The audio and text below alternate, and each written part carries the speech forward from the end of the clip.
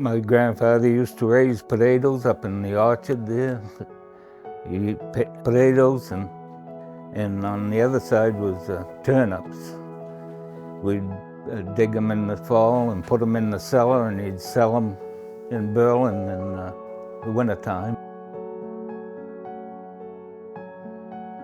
Our grandfather worked hard on that property, our dad worked hard on that property, and us as children, all of us, have memories of haying and, being out in the potato fields and selling vegetables and doing all that stuff. We all have precious memories of where we grew up, and the Glover family is no exception.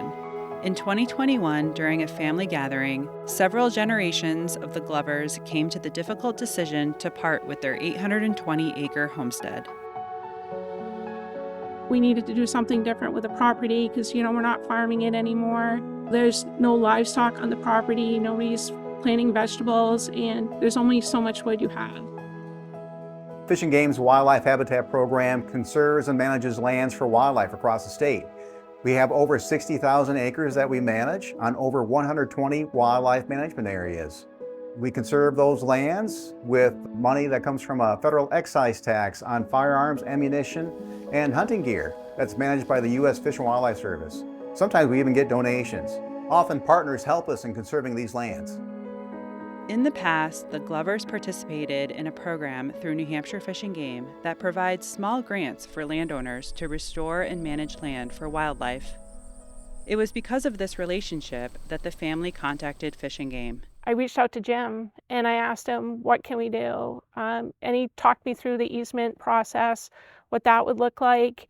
And then he also said, if you're willing to sell it, we'd love to talk to you about it. And that's where Sally Minikian from the Conservation Fund plays a role. We're a national land and water conservation organization working in all 50 states. And our role is to assist with transactions such as this one and sometimes pre-acquire properties to bridge the gap to allow the funding to come through. We had a broker come and she told us what our options were. And she goes, gave us some options and kind of weren't great with that, but we appreciate that she came. And then Sally walked us through the whole land conservation process and what that would look like. We asked everybody to leave except for the family, the siblings that were there, and our nieces and nephews that had come to the meeting, and we pretty much talked about what we needed to do.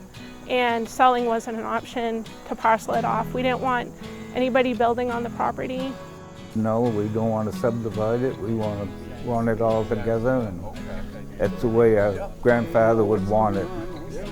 And I'm sure he wouldn't have wanted houses up there, housing developments. With the decision made, the family reached out to Sally. It's really rare in this part of the state, and more particularly in the Androscoggin Valley, to be working with a landowner that has multi-generational understanding of the land and family history tied up in it, and also just has such a single-minded agreement about this is the direction they wanted to go.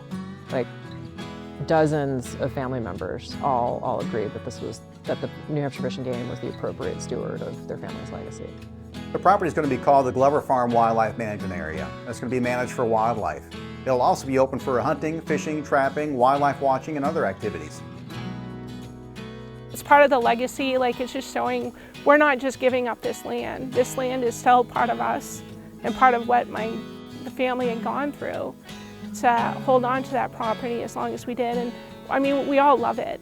We all have stories, and it's home. It's home.